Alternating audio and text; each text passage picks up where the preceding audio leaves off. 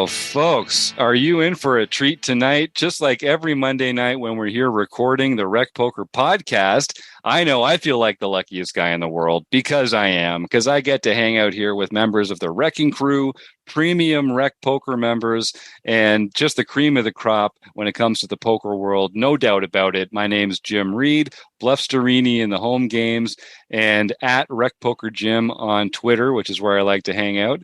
I'm here with all my friends from the Wrecking Crew. I got to thank our sponsors, Running Aces Hotel, Racetrack, and Casino, and website Mark over at Website Amp there. That's Mark Prashant, who makes all the magic happen here. He's our technical director. Because it takes a village to do what we do here at Rec Poker. I'm the host, but I basically just show up and press record, screw up the audio cues, and then move on with my day. It takes folks like Chris and Rob and John and Taylor, other Wrecking Crew members, premium members who help support us every month with their $15. And that's what we're here to celebrate, this wonderful thing that we've built at Rec Poker for passionate recreational poker players like us. So if you want to learn more about the Wrecking Crew and how you can get more involved and about some of the other members that are on the Wrecking Crew, you can go to rec.poker/crew, or you can just listen up because you're going to meet a few of them right now. Well, I'm Chris Jones. You can find me 5B5 on Twitter or 5x5 on the Poker Stars home game. And I'm John Somsky. I'm known as Poker Geek MN everywhere. And I'm Rob Washam, and I'm Rabman50 just about everywhere. I'm Taylor Moss. You can find me on Twitter at Taylor_Moss, or in the Rec Poker home game as Gopher Boy, TJM. And I'm Jim Reed, and I'm trying not to swallow my tongue laughing at some of the comments I'm seeing in the chat here about the odds or the over/under on how many audio screw-ups we're gonna have in one session. So there's some good comedy gold here. I think we might have to copy and paste the chat from this and put it in the show notes or something like this. We're all trying our best here, folks. Okay, we're all just doing our best. Anyway, we have a lot of fun here on the Rec Poker podcast, in case you can't tell. And every Monday night, we get a chance to pull a hand from our forums and talk about it here on the show. We're usually duking it out in the Monday night home game, one of 10 play money home games that John Somsky runs every week over here at Rec Poker. You can play for free and win real prizes. So I would go check that out at rec.poker/home games, or home game if you want to get more involved in that. And we're blessed again to have our premium member, John Crowell, here in the conversation with us. Premium members are welcome to join our podcast recordings every week. So I encourage folks, if there's a hand from the forums that you're interested in talking about, post it in the forums. Email me, jim@rec.poker, and say, hey, I want to talk about this on the air, or just show up. Just come on by. You can see it if you go to rec.poker. The calendar has the recordings of all of our shows there. If you're a premium member, you've got access. Click the link and join the fun. So tonight, we're joined by John, as I say. We're going to be looking at a post not from the forums, but from our Discord channel. So in case you don't know, most of what we do here is free. The YouTube channel is free. The podcast is free. The forums are free. The Discord channel is free. The home games are free. The road trips are free. All the stuff that we do on social. There's just a ton of different ways to engage with us without spending a dime. And there's also our premium membership, which is going to lay you back, folks. That's a whole $15 a month. That's 1 and a 5. 15. I know it sounds like a lot, but I guarantee you, you're going to find some great value if you join our membership, our premium membership program. But the first month is only $5. Use the code RECPOKER and give yourself a shot at what we do here every month. We have different learning opportunities, multiple every day. Not actually on Fridays, we only have one. But most of the days of the week, there are multiple ways to get involved with Rec Poker here, whether it's in our community or our premium membership, and I encourage everyone to come and do it. So if you go to rec.poker/community/Discord, you will find the link to join our Discord channel. It's a great way to chat in real time. And it's a great complement to our forums, which are sort of more of like a deep dive into some of the subjects that we look at. Discord's a great place to just kind of come and share your thoughts immediately and move on. And one of the things that we're going to be looking at today is a post from Keck Geek. So this is the young Keck Geek. This is Jacob Kiki. And listeners to the show know who Jacob Kiki is. He's an excellent poker player who last year called his shot and said he was going to win 20 home games in the month of 2021, in the year of 2021. And God bless his golden socks. That's not an expression. There's cotton socks. Cotton socks. That's it. We're going with cotton socks. We don't do any editing here because we're a largely volunteer organization. So we're just going to keep that in for all our listeners. Because could you imagine how that would go? Yeah, there's a hole with no bottom, right? That's got to be a Canadian saying because I've never heard anybody say that before. God bless your cotton socks. That's an God expression. bless your cotton socks. I've never heard that before. And you've been around, man. So I don't know. We got to get you into more Canuckian rooms. All right. So at me, please, on Twitter, if you've heard that expression or you haven't heard that expression, because I swear I'm not that old or old timey. John, have you heard that expression? I see you unmuted there for a second. No, I was just saying that's got to be Canadian, eh? I mean, you'd think cotton socks would be helpful in the frozen tundra. That does make a lot of sense. You might need it up there in the Arctic Circle, right, Chris? Yeah, let's get tag your tweets. Hashtag never heard. Let's get that trending. Because what other country would be blessed to have cotton socks? I mean, you need to have them in those cold winters up in Canada, true. right? Like that's where it's got to come from, right? Yeah. Cotton has remarkable wicking properties. And as a layer, it really can't be beat when you're up here on the frozen tundra. So God bless all of your cotton socks. Except you'd really want wool socks. Oh, God damn it. You're right. You would want wool socks. Okay. Well, as you can see, I'm not Les Stroud, Survivor Man. You sweat, you die. That is the rule up here. But I live pretty close to the southern border with this series of barbarians just south of us. And I say south of us, but I think I'm just laterally connected to Minnesota. I think You're we're actually south of us. I might be south of you. Yeah, we're here in the golden horseshoe, as we like to call it. All right. See, I told you we could get more off rails. Chris, you told me that it wasn't going to happen, but I knew we could find a way to get off the rails before we even got started here. So Jacob Kiki, wonderful poker player. He nailed his prediction. He did win 20 Rec Poker home games in the year 2021. It took him right up until like mid to late December, but he did it. It's one of the most impressive performances I've seen, and I'm so glad that he's the one posting this because it just goes to show that this can happen to anybody. So I'm just going to read the post here, and then we'll get into some of our responses. So. Jacob says, does anyone have any advice in dealing with a downswing?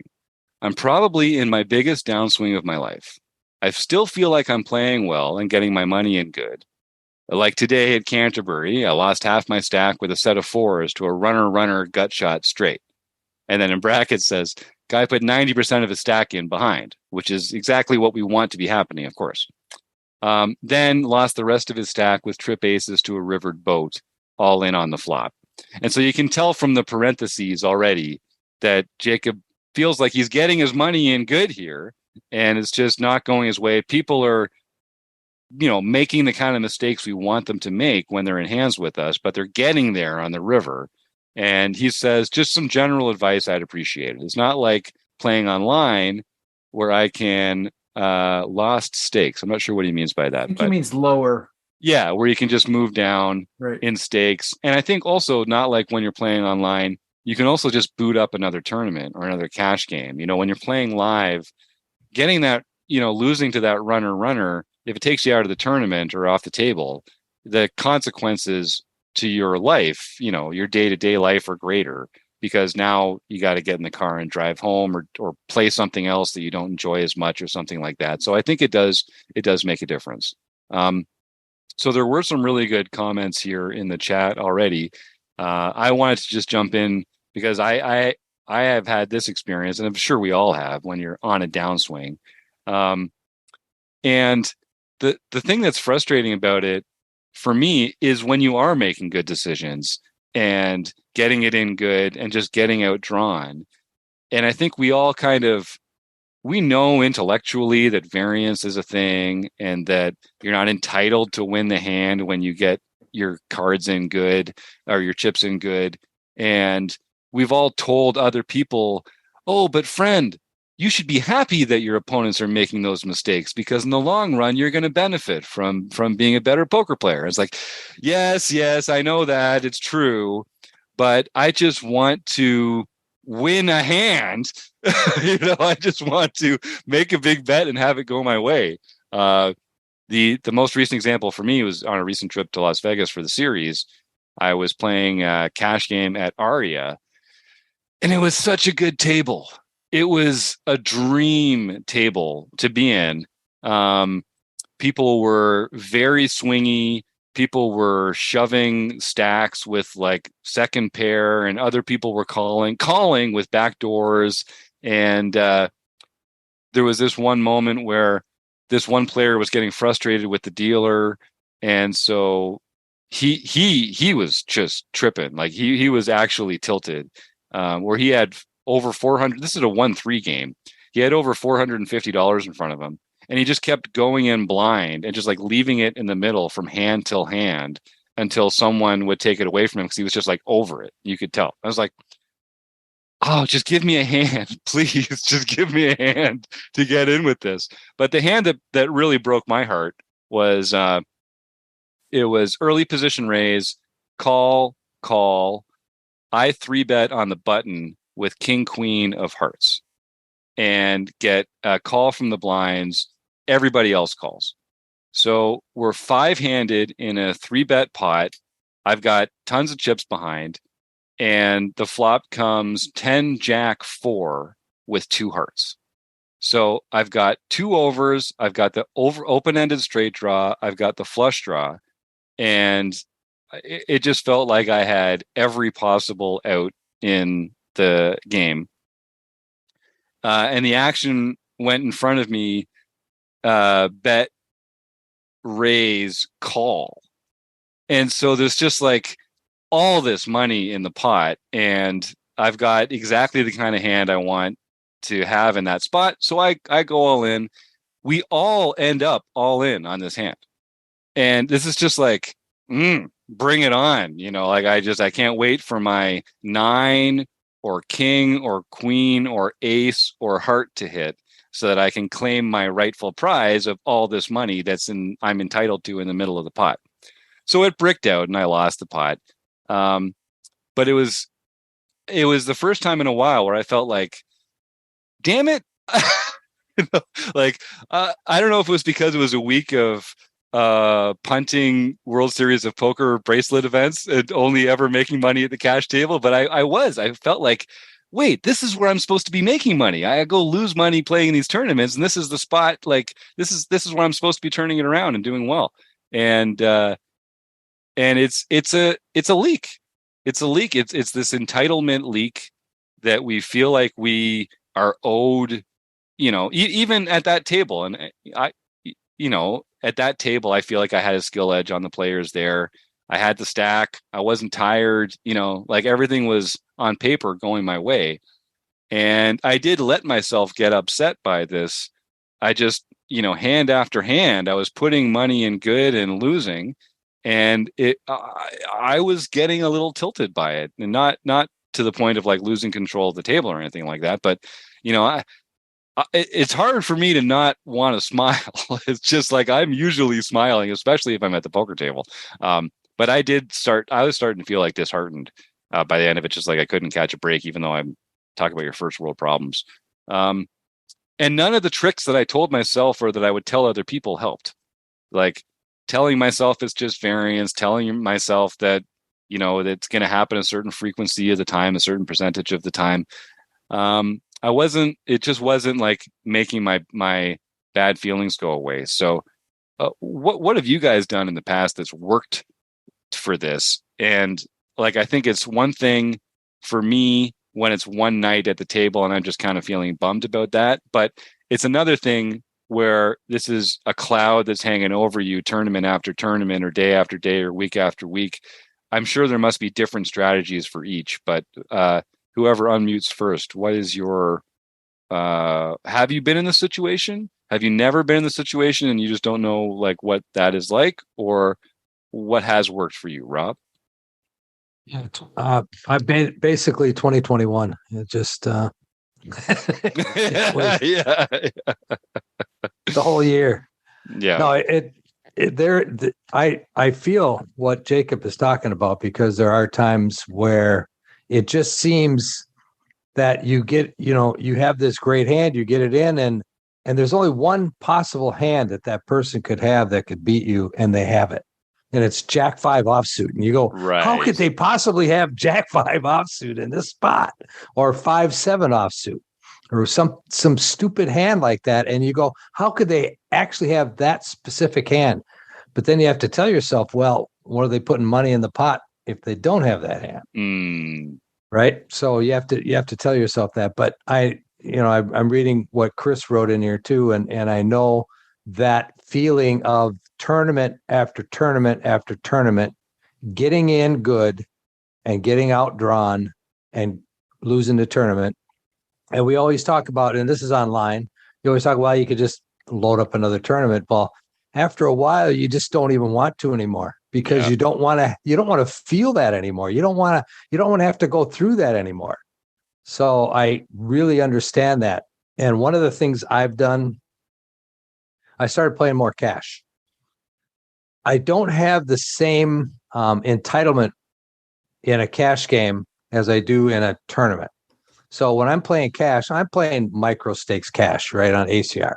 So it's no big deal. I'm paying $2 or $5 NL. But I feel much better about those situations. If I have pocket aces, I don't care. I'm going to get the money in. And if I get outdrawn, oh, well, it happens. I just reload and away I go. So I think there's a different dynamic that you feel between cash and tournaments. And that's kind of how I deal with it. I just go to cash where I don't have that same feeling. I like that a lot, because it's for me, the times when this is like, it starts to like get, it's those high leverage spots in tournaments. And it's when you've been playing for hours, right? And you've been playing well and everything's building and you're like, here we go. And then you get one of these spots where like you get it in great and it's just runner and you're out. And, or you're like starting to get deep in a tournament and it just like keeps happening, where you spend all this time, you get there, you get deep in a tournament, and then you're suddenly out and there's nothing you could have done about it. Like you got it in good, you got it in with the nuts, and then somehow it just all went to hell. And I was having a run like this kind of a couple months ago, where it was just like felt like, and I one of the things that I did notice about it was that it was definitely running bad. Like there was definitely that was going on, but my perception of that was way more elevated than the actual reality of it. So one of the things that helped me was, because I could do it online and it was Poker Tracker, is I went back and I looked at, over this course of this month, where like I feel like everything's been going wrong. I mean, the truth was, like, I was losing my 80-20s, right? I was losing those like 65. I was more like 65-35, right? Like, or it was 60-40 maybe at the worst. So I was still winning. Like I felt like, no, but it's supposed to be 80-20. It's supposed to be 80-20. Right. And so like, if I lose 1 out of 5 of these, fine. But like, I went back and I looked at it and it wasn't as bad as I thought it was. Because I would have told you, if you just asked me, every time I have aces, I lose. Now, every time I have kings, I lose. And that's just not accurate. Right. And so I think we start to build these narratives in our head, and that starts. And then what I really think is something to really watch out for, because I play poker. I play poker because I like to win and I like to make some money, but I play it because I enjoy it, right? But now I was finding, like, when I had kings, I would just have this like overwhelming sense of dread and doom, like, oh God, here we go again. They're gonna crack it. And then when it did, it was like, see, there it goes. and and I was not enjoying it. Right. It was like this feeling of like I had lost some. So I needed to take a step back from that and really like notice that sense of dread and doom that I was having, and try to really like figure out where that was coming from and how to sort of like get back to the part of the game that I enjoyed. Yeah, John. Yeah, I've had definitely had downswings. One thing that helps me is, I track all of my sessions, and I remember there was this one month.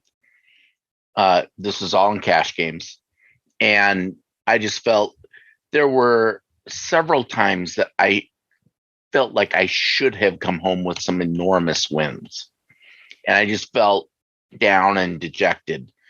And at the end of the month, as it turns out, I was still up like $15 or something insignificant.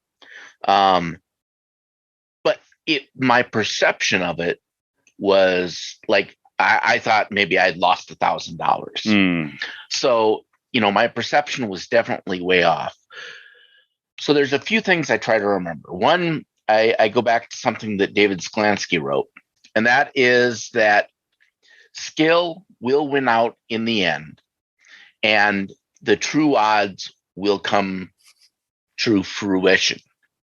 However, one human lifetime may not be long enough for those odds to actually realize themselves. Yeah. Yep. So there's just variance. The other is that no one is, almost no one at least, is ever as good as they think they are when they are running well. And they are never as bad as they think they are when they are running poorly. So you just kind of have to take it all in stride. And some days the cards are going to be with you. Some days they aren't. Particularly talking live, it's hard to put enough volume in to really achieve your end results, to really understand what your true win rate is. So I like everything Chris said, taking a step back. Particularly right now, when I don't go to the card room and play very often, I could easily go for a month and, have a losing month, but because that might only be 2 or 3 sessions, and you just have to remind yourself why you're playing the game. And for most of it, it is to have fun. So figure out how to still do that while you are working on improving your game, and try to really look at it, take notes, do the odds calculations, and really understand, because the human brain's perception, it's horrible at actually understanding the true odds that are happening. Our brains are much more focused to overweight things that are triggering us, whatever they may be, good or bad. Yeah, and I think one thing that's come up in this conversation before is that large field MTTs are just the worst possible place for bad beats to happen. Like, you could be playing cash, you could be playing small field MTTs. If you're playing large field MTTs, then you're investing hours and hours and hours into every single tournament that you play. And for some stupid bad beat to happen on like 6 hours in, maybe you haven't even made the money yet, but it like takes you out of this tournament. What that lost time just feels terrible. And I think that's probably live in particular, where it's not like you can just enter into another tournament. That cost feels greater. So I think players that are playing a lot of large field MTTs probably experience that sting of the individual hand, of that spot a little more keenly than some of the other players out there. And I think Chris puts in his Discord response here that he would just sort of stop watching the runouts. That worked for me. When I used to play a lot more online, and I would play multiple tables, and it was routine for me once the decision making was done to just move on to the next hand. And I haven't if I'm multi-tabling, I'm really not watching runouts because I'm going to know who won when it's my turn to act on that table again. And that really helped. That really helped me just kind of divorce myself from the outcome of my decisions, because I'm just not like steeping myself in it and like watching it happen and being triggered in that way. And you're not, like sometimes like when I did one of the things, just to add to this really quickly, like if you have a kings versus jacks thing, if you sit there and watch it and like a jack comes and a king comes on the river, right? Like, so you actually won, right? But you had kings versus jacks, you win with kings, but you don't put yourself through the like, oh, come on, like that kind of whole role. Yeah, You just show up and be like, hey, I won. I was supposed to win. I won. So, you don't have to go through all that. That's right. Yeah, no, it's true. It's true. And I guess, like we talk about first world problems, right? Like one of the things I was complaining about in Las Vegas, in this amazing life that I have, where I get to play in multiple World Series of Poker bracelet events and like stay in a hotel on the strip and play cash games. And like, I'm having the trip of my life. But, every time I'd play in a tournament, I would know that I hadn't hit a set in any of the tournaments I'd played on this entire trip. So it was like I'd get a pocket pair and like as if we're entitled to flopping sets. But it was just this weird thing where if Jamel Cuevas is listening, who I went to Montreal with a year ago or something like that, he'll know my only way to make money is flopping sets. That's the only way that I profit in poker. I get pocket pairs to the flop. I flop sets. Step 3, profit. That's all there is to it for me. That's my only trick. And so without having that arrow in my quiver, I really, I had to actually like make good poker decisions and beat people at poker, which is, I don't really suggest that. If you can just make a living flopping sets, I'd encourage you to do that. But you were getting to that point where it's like, am I ever going to flop a set again in my life? It's like, what are you actually complaining about, son? Taylor, do you have something there? Yeah, I mean the whole point of like what we're talking about here is just just understanding like what happens in small outcomes in instances where probabilities are at play. And I think that's what John said. People have a really bad understanding of like how those things can play out, and they focus so much on the short term and things like that, because you could flip a coin 100 times, and within that 100 coin flipping, like you're going to have an instance where it was like tails 7 times in a row and stuff like that. And it's like, how can I lose 7 flips in a row? And it's like, it's going to happen. And if you keep doing that, expand it from 100 to 1,000 to 10,000, whatever it may be, like that number, it's going to happen, and you're going to be part of that. And that instance is going to like hit you the hardest, and you're going to be so hyper aware of it. And the other thing that we're talking about too, sometimes it can feel bad seeing other things go on while you're in this downswing, because there is a survivorship bias when it comes to Twitter postings, people talking, and you see stuff like this. You go out there and you see someone took a picture of their chip stack in the cash game, and they won 8 buy-ins at a cash game table, or someone ran deep in a tournament, and you go, oh man, like that could be me winning, all these buy-ins in one instance. And you kind of get that feeling. It's like, well, I can't even win a flip. How am I supposed to win a tournament when I can't win a flip? And you get into all these different types of things. So it always can be really tough. And one thing that I saw on Twitter during this World Series, and I don't know how true it is, it sounds true enough to me, but I'll pose it out to the group. But someone essentially ran a simulation and said, okay, say you have an above average player. They have an average ROI of 40%. So even better than an average player, pretty good crusher. If they play a World Series of events, what's the probability that they end that profitable? So 40% ROI, it's the World Series. What probability do they have of having a profitable summer? I'm going to let some of our more math-focused members jump in here. All guesses are fine. It's probably going to be depressingly low based on this, but I'm going to guess 30%. I'm going to guess 10. I'm going to guess and they're doing a full series. Yeah. I don't know exact context and like, do they scale all the buy-ins and stuff like that? Whatever it may be, but it just saw the snippet. I'd guess closer to something like 50%. Jim, you have a guess, or should I go out with the answer? Bring it on. Tell us. According to it, Chris got it spot on. They have a 30% profitability rate. So 70% of the time, they're going to have a losing summer, which is crazy. Like, if you ask me, hey, you can have a 40% ROI playing the World Series of Poker. Oh man, sign me up. Like, I'd take that in a heartbeat. But just, a small series of events and all that stuff going on, 70% chance to lose money. And it's the crazy thing about tournament poker. And like, it shouldn't surprise anyone, but like, you need large samples to like really get at what true means would be. Like John said, sometimes you don't even have enough time. It may take more than a lifetime to recognize some of those things, but it can be crazy. So you're going to go through downswings. You're going to see those things. And I guess my one piece of advice for Jacob, when he's saying this is the largest downswing of his life, it's the largest downswing of your life so far.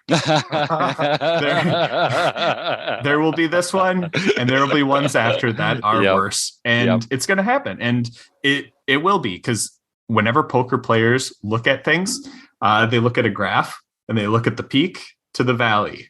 And it doesn't matter that like you got way up to the peak and then you slowly went down to the valley. Like you're going to see that peak to valley and go, oh my gosh, how did I lose that much over this time frame and stuff like that? But it's going to happen. And Jacob's a good enough player that he's going to be on a bigger downswing in his future. So will a lot of us, and that's just how it goes. Yep. And the other thing, just to quickly add to that, and I love what Taylor said there, is there the I think the thing that we want, and the thing I liked about Jacob's post here is there, and I've noticed this in myself too, like, but that the dangerous thing, right, is if we start to doubt. I mean, there may be good reason to doubt. Like, we should have self-reflection and we should look back at our play and say, oh, well, there's a reason I'm losing all this time because I'm doing some dumb things.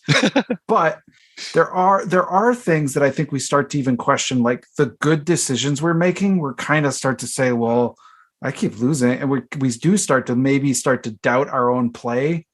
And that, I think, can be a really troublesome development. And it's something that we need to be aware of. And really start to attune ourselves to that sort of the decision-making process rather than the results. And, we often talk about don't be results-oriented. But one of the ways that can really sort of seep in where we're not realizing it is in that sort of like doubt and like that kind of like, well, maybe I shouldn't do X, Y, Z so much. Maybe I shouldn't push, and maybe I need to be a little bit more passive in these spots. And you'll start to actually play worse because you're having these sort of like high variance moments go the wrong way. And that can be a side effect of this that you want to be really cognizant of and careful of. Yep. Yeah, some people even get to the point where they hate playing ace king or something like that. It's been known to happen. There you go. I hope George is listening. Well, I was also going to mention, with those odds thing, so that 40% player, if you just play one tournament, you probably are, cashing 30% or less of the time, which means 70% of the time you're losing money. So in a World Series, you're maybe playing the top players play 30, 40 events or something. Maybe more. I don't know. But it'd be pretty easy to have happen. They've also done studies when they've asked people to make up what they think a random flip of 100 coins would be. And they can always tell the big difference between the ones that people make up and the real ones are the real ones have much longer strings of just tails or heads. People think that because something is even odds, it should be even every time. but it's perfectly within normal statistical distributions to have 10 heads in a row. And that's why a martingale betting system will not work, folks. So take that from Uncle Jim. All right, Uncle Jim, your betting buddy. The odds are still out there to crush you if that's your system. Don't do it. All right, sorry, Chris. Did you have something you wanted to jump in with there? Well, yeah, I mean, it's kind of related. And because of that, because those strings exist, just because you've lost 10 flips in a row doesn't mean you're owed the 11th one, right? Like, and I definitely start to feel, well, now it's my time. And then it's like, come on, how could I lose this one? I've lost 10 in a row. But you're not, it's still 50-50 this time, even though you've lost, Yeah, I'll go through and I'll count. Well, the last 8 times I had a pair, I didn't flop a set, and I'm supposed to flop one and 8 times. So I'm putting my money in because here it comes. I love it. Well, there's two techniques that you can use that we haven't talked about yet, and then we'll wrap this baby up. We've heard some great ones already. Sort of like take a break, clear your mind, study more, gain that confidence in the bread and butter plays that are winners, and don't hesitate to pull the trigger on those. Change the scenery, play a different game or something like that. There's lots of ways to kind of a change is as good as a rest. One of my favorites is from our own Keith Brandt, or Monkey System, a member of the Wrecking Crew here. Keith runs a monthly study group working on tools that you can use when you're not on the felt, off-table tools. And he's often saying that what helps him is holding on to that feeling of having laid a bad beat on somebody else, the reciprocal experience. When you're running really good, and when you're the one who spikes the 8 when you need it to send the guy with aces home, really soak that in and try and make that feeling something that you can concretely visit again in the future, because there's going to be ups and downs to every poker career. And when you're on the downside of it, if you can kind of hold on to that experience a bit, it'll help remind you that, there are 2 sides to this coin. And I'm feeling the downside of it now, but I know that there is an upside, and maybe that'll be one way of getting you through it.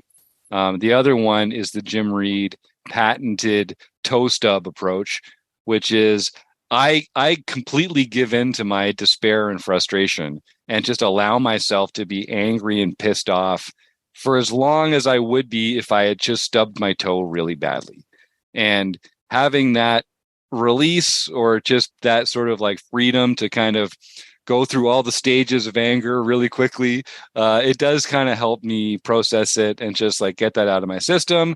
Okay, I went and shouted outside for a minute, and now I can limp back in and kind of leave that behind me. It has left my body. So yeah, I give everyone permission, as long as you're not doing something mean to somebody else in that time, to take as long as you would take if you had stubbed your toe really badly, and just be pissed off and feel like it's unfair and not right and that you don't deserve it.